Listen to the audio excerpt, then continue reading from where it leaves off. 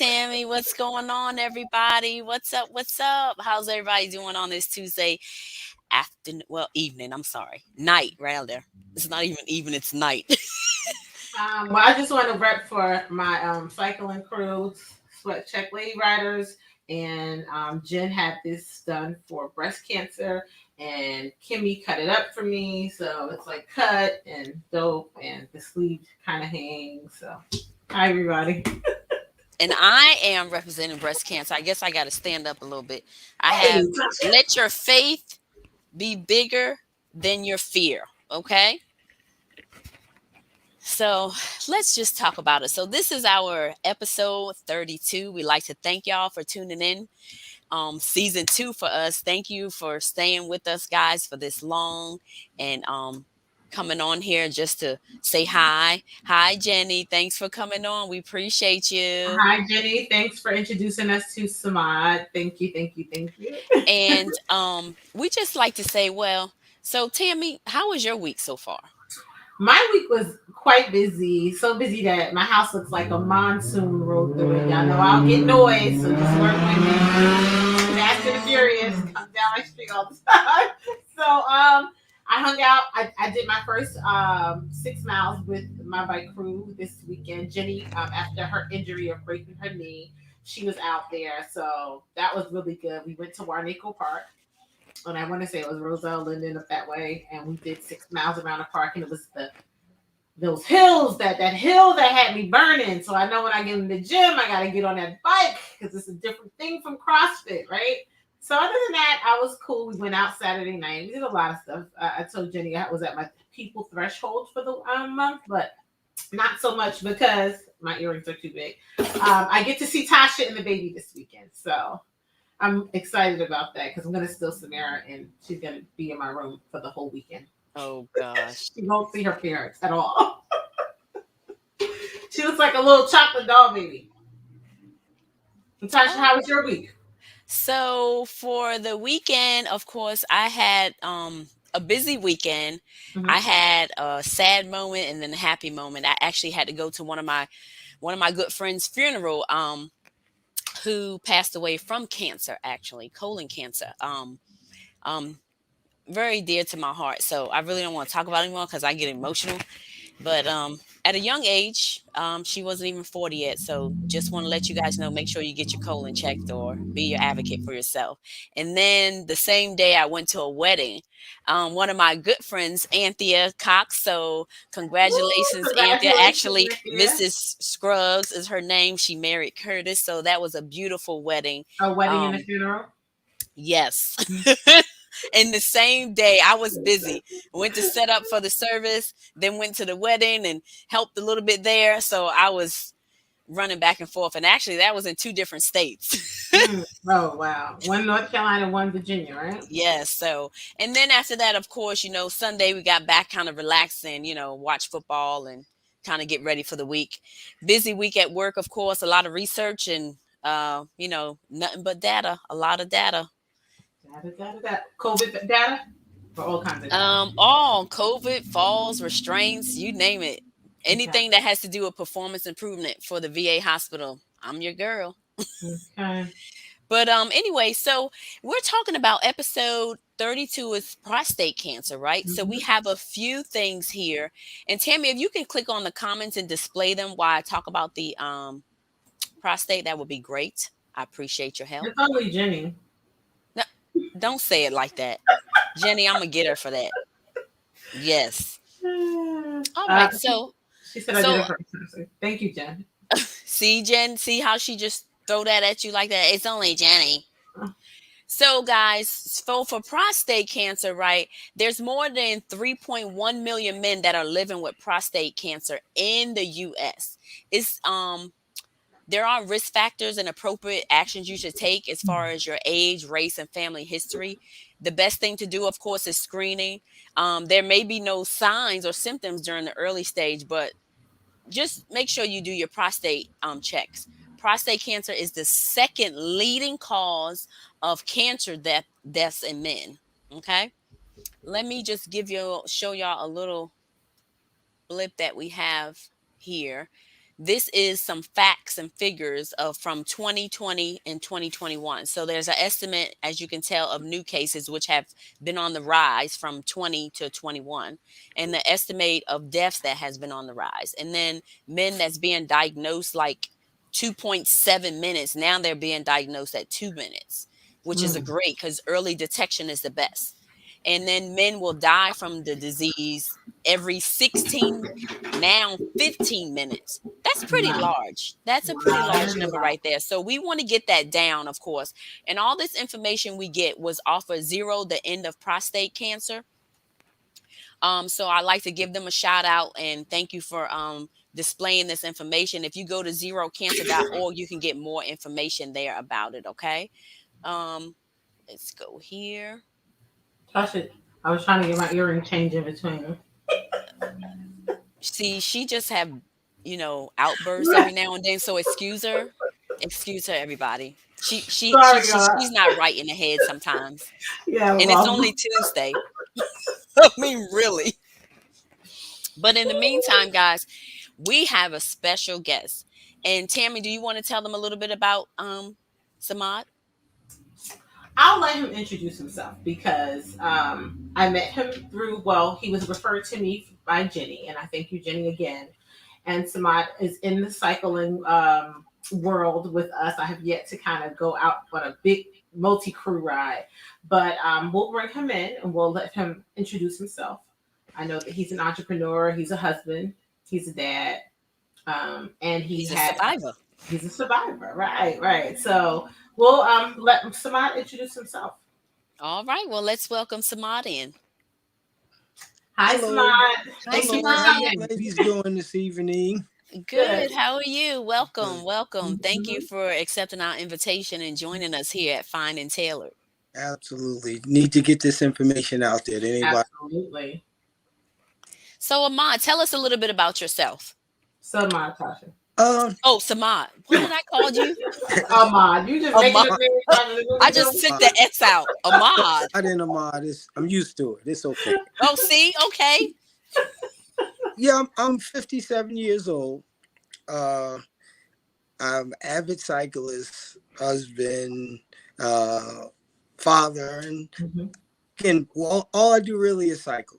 You know, this is my passion. But I tell everybody that I can, especially everyone that I meet, that I'm a cancer survivor. You know, I cycle all the time, and people sometimes become amazed at some of the things we do when we cycle. And when I tell people that I'm a 57-year-old cancer survivor, they be like, "Wow."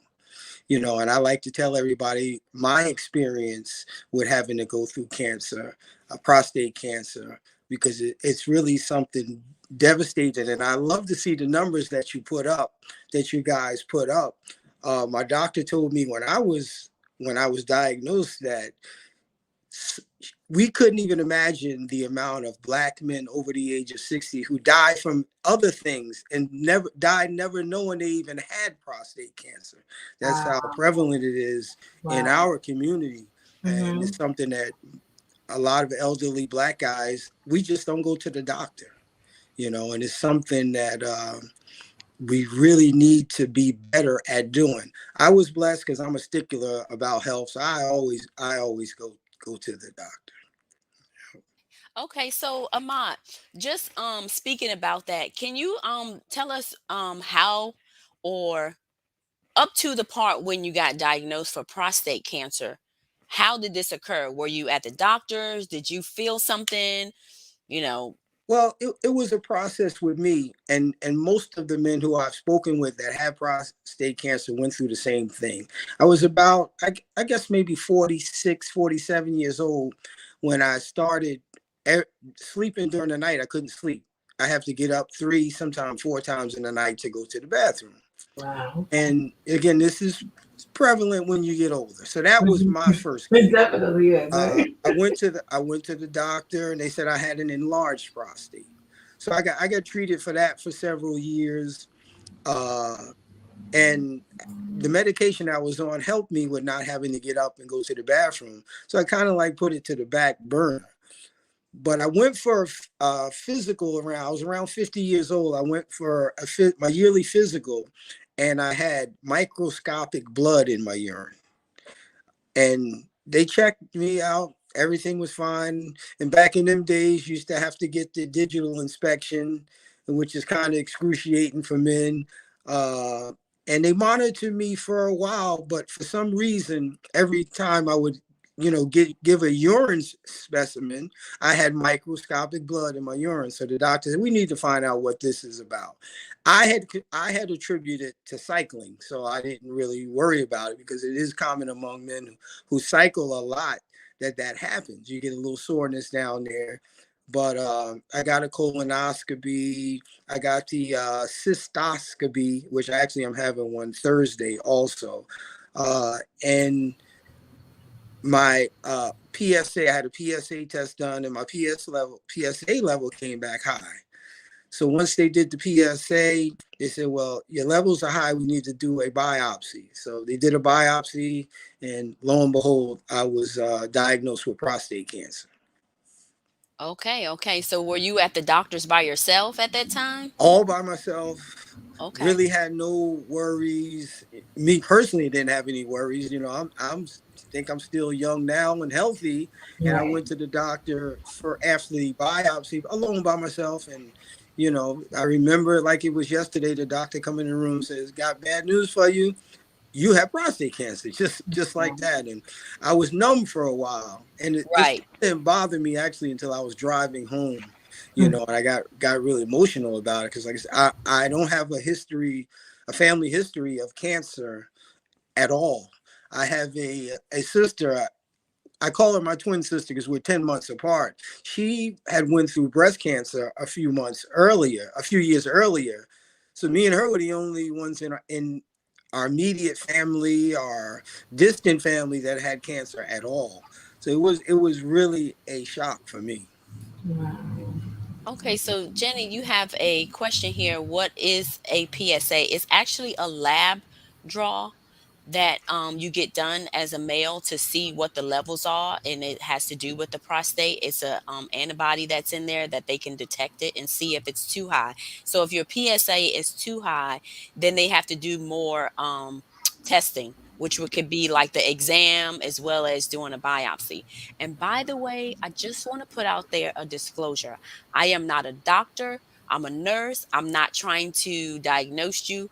If you have any questions about yourself or any family member, please go to the doctor. We are only up here giving you informational session. Again, we are not up here to diagnose you or anything. So please see your provider for any questions or anything like that in reference to your body or anybody else's.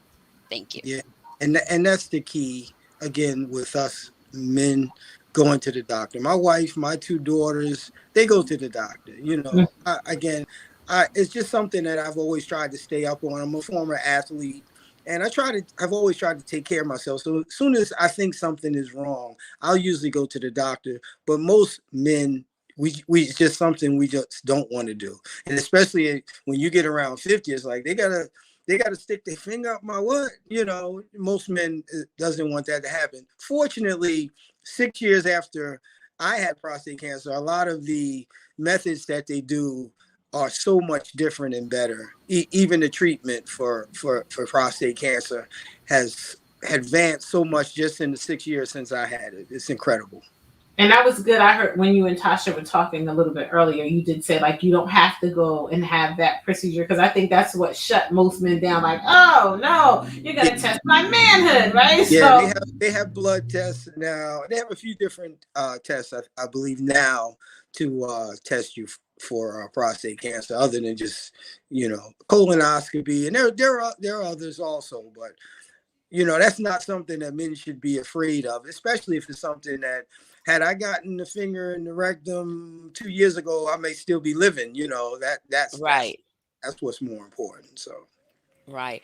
And just to go over this, I want to go over this and let y'all know the risk for prostate cancer. Of course, like I said earlier, there's 1 in 8 men that was diagnosed with prostate cancer during their lifetime. But prostate cancer is more likely to develop in older men and in non Hispanic Black men. About 6 cases in 10 are diagnosed in men who are 65 or older. But as you can see, Samad, wasn't 65 or older, and it is rare with men under 40. But the average man diagnosed is 66.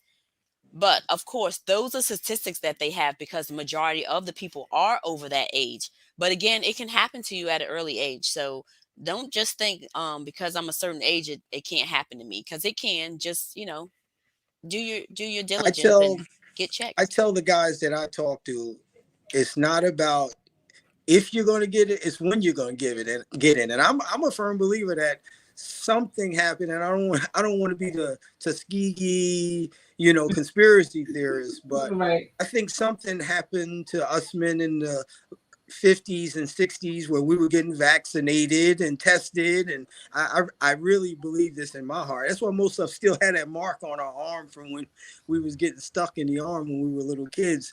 And it's just something with black men that we all get it, and I just don't think it's just something that's in our DNA or our heritage. It's, I think something caused it in us at a very higher rate than any other ethnicity. And that could be so. In order to find that out, we definitely have to do some research and see, have they done any research? Like, what were their set times? How many men were included? What were those men given at the same age? Yes. Then they can do the study and find out. So that would actually be a good research project for a graduate student. So, Samad, how did it affect your family? How did it affect your? You shared with us that if you don't mind me disclosing, you were a public servant. How did it affect that portion of your life?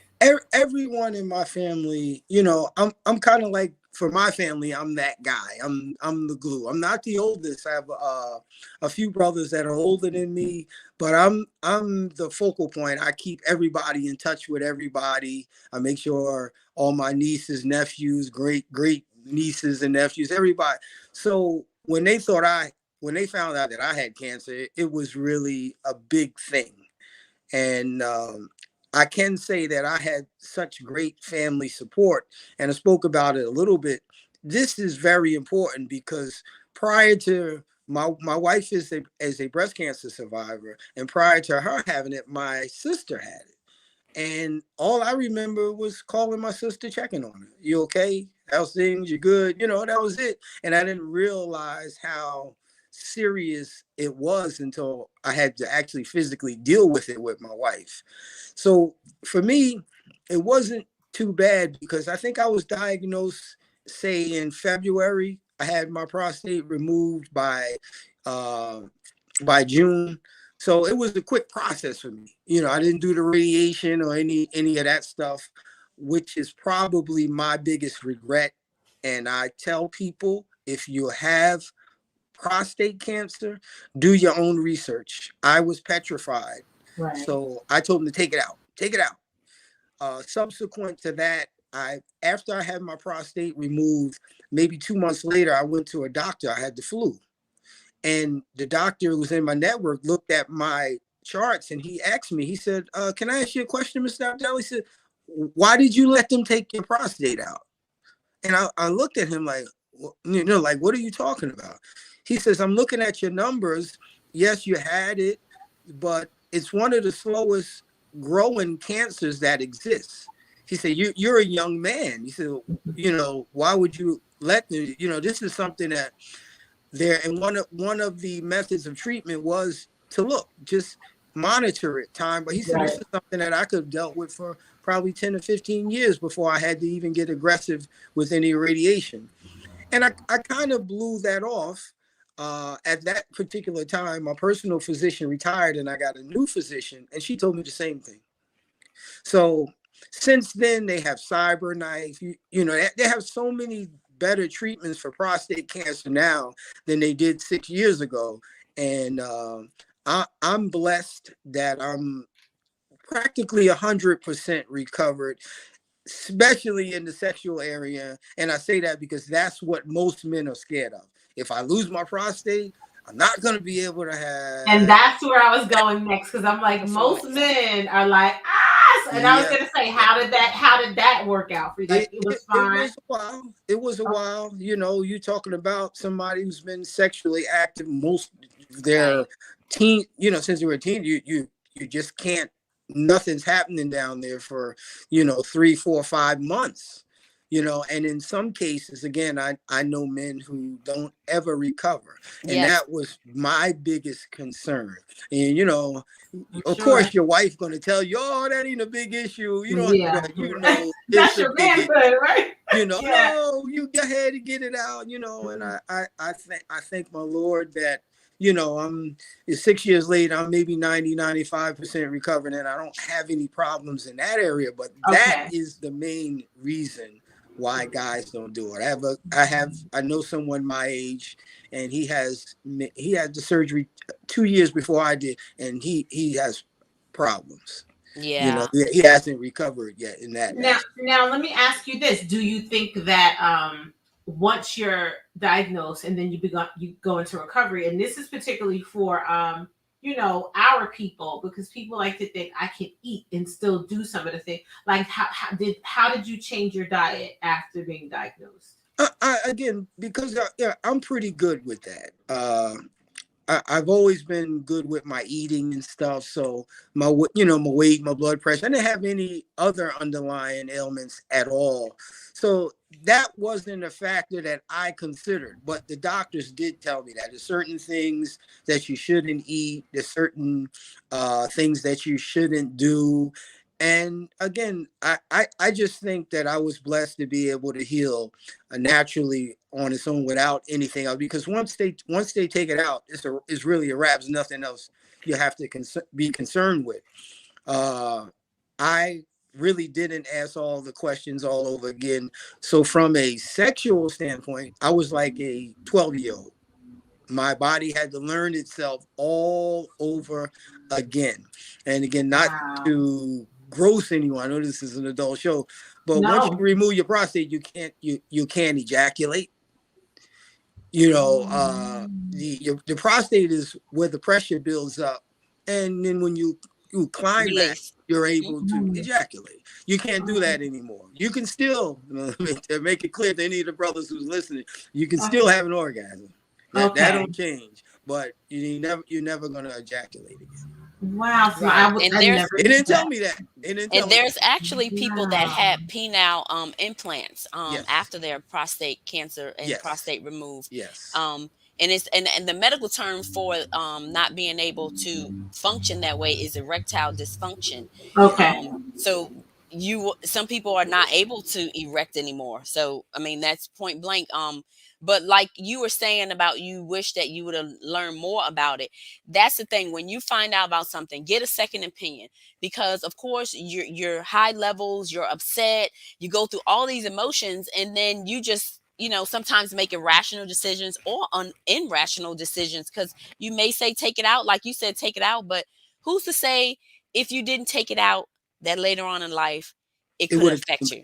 Yeah. I do know someone who had prostate cancer and they died at an early age. They didn't even turn 50. Wow. They had prostate cancer and they were battling it and didn't get it taken out.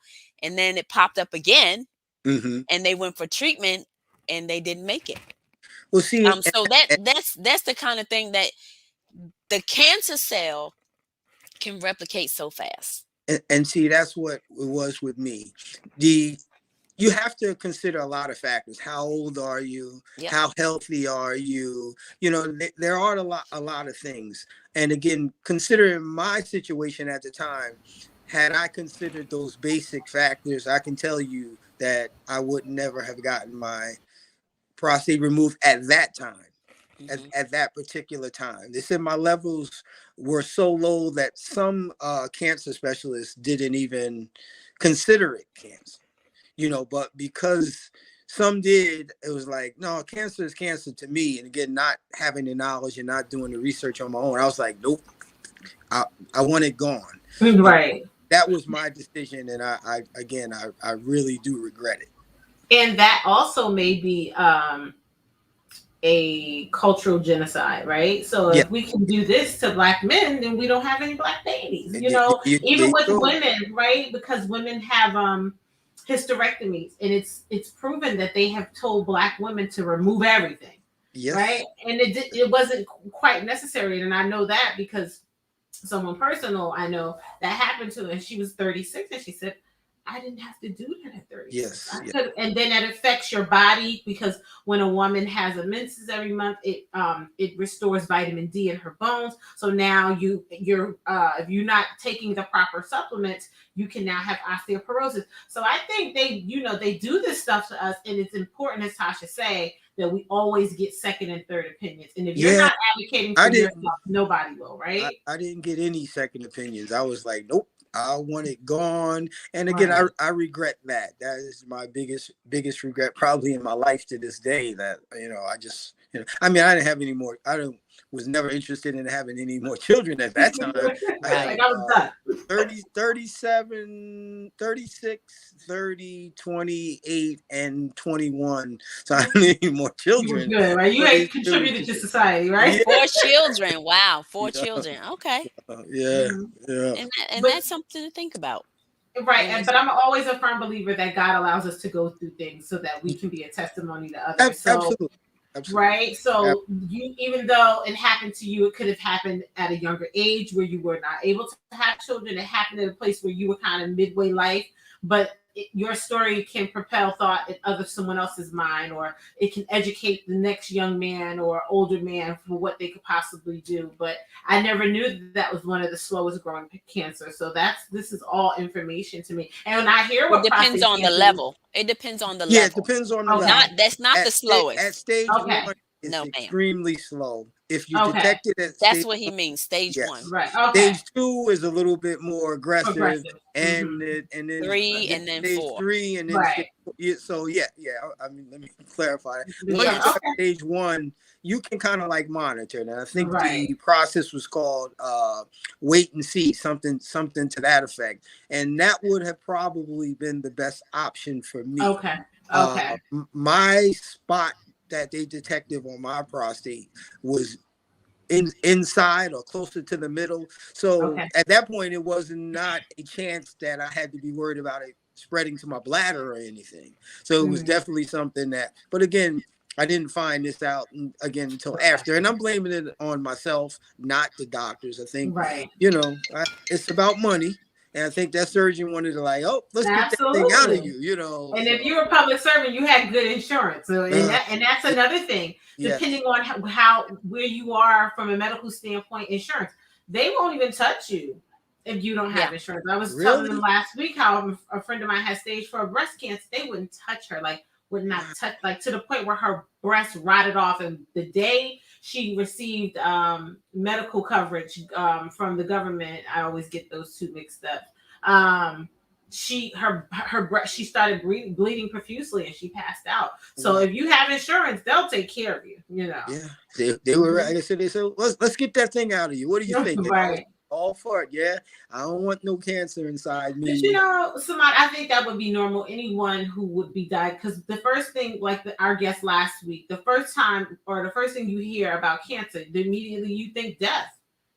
So people say, "Let me get this out." So I think that would have been a natural response of anyone, especially if you were like, "I don't want to deal with this for the rest of my life." Yeah. So. Yeah, so just speaking about that, I did also found out that there are, and I'm going to put that in the chat box right here, there are actually a zero prostate cancer run walk, and they actually have some coming up now. We have some comments over here, Tammy. No disrespect to any of the breast cancer people. My sister and my wife are survivors. Can you post those questions so most we can men get those don't know answers? that last month was Prostate Cancer Awareness Month. Most men don't know this. They don't know that the color for prostate cancer is like a sky bluish, off bluish. Most men don't even know this. And I say to them all the time, like we make a great big thing about breast cancer, which we should, and we should actually do more. I said, but we don't do anything for prostate cancer awareness. My bike club, they have a walk, and there's actually a walk near you guys. And see, I didn't hear anything about it. So that's the kind of stuff that I mean. I'm going to share that information as soon as we get some of these questions complete it. Please. Yep. Says Tammy, Samad, you're are you at muted. peace with your decision to remove your prostate? Yes, I am at peace now. You know, at first when I found out the information that I should have found out prior to the surgery, I was really upset. And but you know, now I'm good because I'm very healthy and I'm able to do everything that I could do prior to the surgery. So yeah, I'm fine with the decision now. I wouldn't recommend it. And if someone came to me and they said this was my Gleason scores, this is what I would give them the best advice. Do your own research. You know, ask people who've had it, who've dealt with it, and get more than one opinion. Get two or maybe even three opinions from different doctors. Just don't go with, you know, even if it's a trust. Like my doctor I'd known for years, Right. you know, and I trusted him, and he still thinks that I made the right decision. But And you you know, could have. You wouldn't know. It could have just advanced to stage 2 and skipped 3 and went to 4. You it you went to just four. don't know. You Yes, you never know. yes. Okay, so here's Jenny has another question. At what age should men request a prostate exam? They prefer you do it at the age of 50. That's when everybody normally get their prostate screening done. But Yeah. if you're having issues with any type of discomfort in your scrotum or your penis area, then you should get it checked. You should recommend that when you go to your primary care provider. Yes. Yeah, I was 40, around 46 or 47 when I started having the problems with the enlarged prostate. And actually, my doctor at that time did say that it's recommended at 40, but most black men should really start getting tested around. It's recommended at 50, but most black men should start around 40, 45, as opposed to the 50, because of we get it at such a higher rate than any other ethnicity. And the only reason that I'm saying at 50, because prostate screening is a free screening at the age of 50. Unless you have a diagnosis and you get it done before 50, or you're having a issue, then your insurance will cover it. Oh, okay, got it. Just want to let everybody know that. So if you get it before 50, you have to have some type of symptoms that the doctor said, oh, well, we need to do a prostate screening. Otherwise, sometimes the insurance don't cover it, and people are like, well, why didn't they cover it? So just make sure if you go that, they believe me, they know how to code it where the insurance can cover it. Absolutely, yes. Okay. And Jenny had another question. What are other symptoms besides wanting to use the bathroom frequently? Not having a good stream when you're urinating, not being able to empty your bladder correctly. Most men, Bleeding. and say most men, all men. Again, I had the blood in my urine. Most men will know when something is wrong. You know, especially if they're 50 years old, they don't know that something's different. Then they have some other issue. You'll Right. You'll know if something is going wrong down there. You can have enlarged testicles, one large and one isn't. So that there are a lot of other symptoms that, again, some of us just ignore and just say it'll be okay and we'll get better. That's why they don't go get checked. Right. They can have And it's burning. ultimately the fear factor too, right? Yeah, Of the fear is unknown. probably the biggest factor in all of it. Yep. So most of them you can have burning while urinating. I know other people think it's something else. It can be, a STD disease. Well, if you ain't riding dirty, that shouldn't even be a right? You can feel that your bladder is not emptying all the way. So that means your bladder is where the urine is collected. So whenever you go to the restroom and you void and you still feel like you got to void That was some one more, of my symptoms also. Yes. That's one of the symptoms. Of course, when he said increase of going frequent nights, getting up, going to the restroom, and it's not that much urine coming out and you feel like you can't hold it, which can also be a bladder infection too. But this is just some symptoms for both. So either way, get it checked. You got to get yes. Back pain is another one. Of course, that can mimic another issue. But pain in your testicles, weakness or like numbness in your legs, they're saying that because some of the feeling of your scrotum has related to your leg area. So I guess you can feel some discomfort in your leg. And then like a loss, of bladder control. You can just start voiding on yourself. And that makes sense, Samad, that you would cross those symptoms with cycling. Right, because there's a Yes. lot going on. I figured Yeah. that out this weekend, sir. Do you know do you know how many women I usually try to be delicate about it? I teach a safety class, teach a few different cycling classes who Okay. complain about I like to call it they complain about they junk hurt when they cycle. I said because you don't have your seat, because there's different things your seat can do. And a lot of times people just raise it or lower it. When the seat actually, you can lift it, you can tilt it, you can slide it back, you can slide forward. They don't know that. So Right. if you have your seat adjusted properly, you can basically avoid those particular issues. And also wearing the right pair of underclothing for men. No, Boxers. What I'm saying. But also for cycling, they have the padded shorts, right? Yes. That's what I was I about had to mine say. on because I already knew what it was hitting for. I was like, oh no. They help. They help. Right. And that's Yeah, what I was going to tell you. They have padding, different things that men can actually have on their scrotum to make sure that, it can protect them as well. Yeah. Just like the baseball players, they wear them. Baseball players wear a scrotum protector. Yeah. Right. Okay. So here, I just want to show y'all, this is the website, and I did put it on online where they have a run walk where you can go to.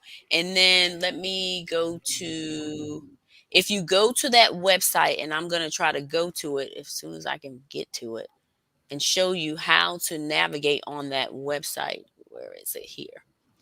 Okay, let's do this. Copy. I'm actually going to show y'all how to go because actually it's coming up. Actually, it's in November. These Oh, okay. But yes. but prostate cancer month is in September, right, Samad? Yes, September. Okay.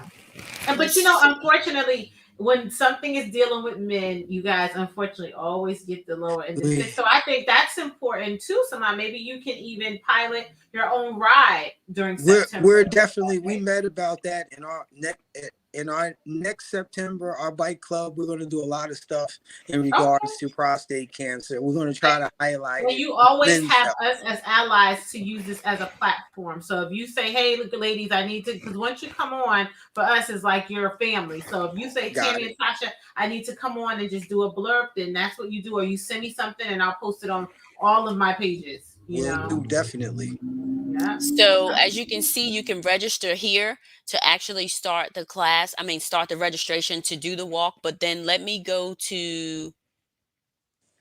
actually go to the registration so it can show you how you can actually do this.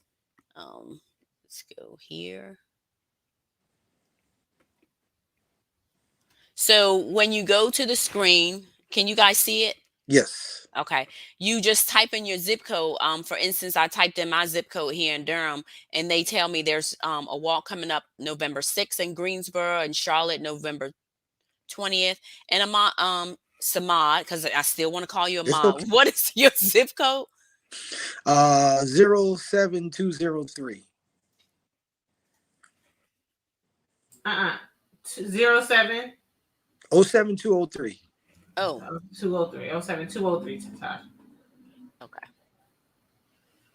Okay, so here you have North Jersey, which is November 6th, South Jersey, November 6th. Wow. And what's the Samad, we should walk. What is the walk? How many is it, a 5K or? I didn't actually get into it. Let me see if it has it on here. Oh yeah, it does. No, what's the November? Let's go. Well, let's go. I want to go to North Jersey and see if it pulls up anything. Okay. Okay, so you plus New Jersey were 0 strong together.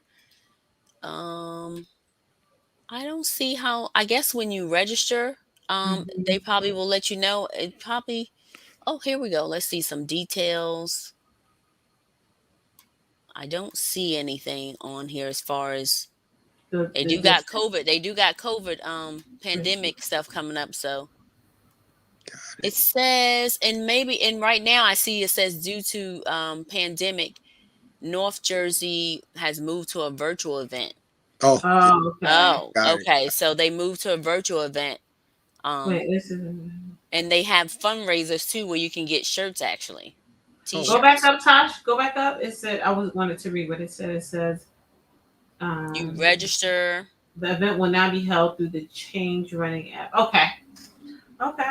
Well, that's Oh working yeah, on. charge running app. So you'll be Mm-hmm. able to run and walk together at the same time, no matter whatever your course you choose. So you can get started that way. COVID has Oh, stopped so a lot of stuff, of yes, yeah, course. yes, unfortunately. But that's good But to know, Samad. yeah, you can actually get it, absolutely, do a absolutely. t-shirt, get t-shirts and stuff like that. Yeah, I was big on it. The first year I had the wristband I used to wear, and I had some T-shirts, but no one was interested in my prostate cancer story. So Wow. They raised a lot and the goal is 80 and they passed the wow, 80,000 mark. 81, But 20. I'm realizing that this cycling community is very strong. So Yes, if you put it out there, people will go yes. for it. They Yeah, got that's some what's up. fundraising stuff Tosh, here I of see people. Hoboken. It says something in Hoboken. Go up. That's who donated. Okay, Those are Hoboken. top teams. These are people who are teams Hoboken Strong. I Oh, guess they team, that's how much they raised. So then you can even join a team. Yeah, you can actually make your own team like the Sweat Chicks. Did I say that right? No, you get it I right, think Tasha. I just don't know mess what sweat sweat you got check done. all up, right? Sweat check lady riders. sweat Right. checks. Sorry, Jenny. You can actually in honor donate under that group name. Got it. Okay. Got it. Yeah. So and it's as little as amounts as possible. And they got the largest group is Hoboken Strong, New Jersey. Go Hoboken. That's my hometown. Well, Everything. Samad, you have a partner, and I think it's adamant that we get it out there, particularly for men, because a lot of times, like you said, when you're just talking about men, you're talking about the private area. It's a shame factor, and it shouldn't have to be. So Right. men aren't allowed to be emotionally expressive. So I think if it's something that you want to do, and you say, hey Tam, let's start a walk in Jersey City or Newark or Plainfield, just let me know. Got it. Got it. Yeah, Jenny, I saw it on the shirt, but when I'm navigating, I don't see the screen anymore. It says sweat check Tasha. I wasn't on the screen. When I'm Oh, navigating, sorry. you can't Yeah, see the screen. Jenny, I'm gonna See, have you. as you could tell, Tammy sits back and can see the whole screen while I'm Oh, there trying to you go. multitask. So that's why I tell her, Tammy, can you do the comments sometimes? Like, Tasha was like so 5 comments today. Cut it out. Well, Samad, we thank you so much again. yes. Thank you for being transparent. Doing what you're doing.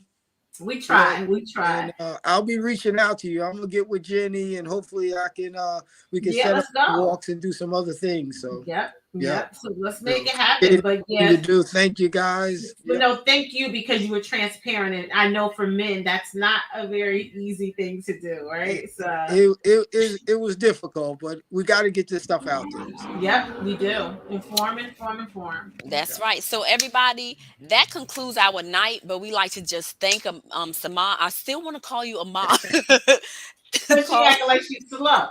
Uh-oh. Thanks, Samar, for joining us, and thanks, Jenny, for introducing you to us and to our podcast and coming on And you here. now have allies here in Raleigh. Yes. Well, Tasha's in Durham and I'm in Newark, so you got us forever now. Once you Yes. come, we'll be calling you back like Samad, because we're gonna have Ilyas back on as well. Gotcha. Yes. So, guys, if you're watching, tuning in, don't forget to subscribe, like, and share. We are on YouTube at Find the and symbol Taylor, and we're on Facebook, Find and the word and Taylor, and it's Taylord, like the last name. Also, we're also on Twitter as well, so you can find us on there. If you have any questions or anything like that, just come on here and pop in your questions or whatever comments, or if you want a topic you want us to talk about, come on in, join us. Also, you can also send the email to us as well. Here's our email here, for those that would like to chat with us personally, and even just to give us your feedback. That's Right. actually good. We would like more feedback as well. What can we do to improve this podcast, or what are we doing that's not so great, or you feel that we can do improvement on. We take all of those. You're never too young to actually get recommendations or get feedback from people. And Tasha, before we go, I just want to say that next week we're going to have the infamous Kim Farrar, and we're going to be talking about her amazing design. So I was a little laid back about posting this show, so that's why it's kind of a little slow tonight. But I'll be back on it. I'll try to get on it next week a little bit earlier. Anyway, guys, y'all have a great night, and you have just been fine Fine and and Taylor. tailored. Have a good Thank night, you. Have a everybody. good night. Bye. Thanks, Jenny.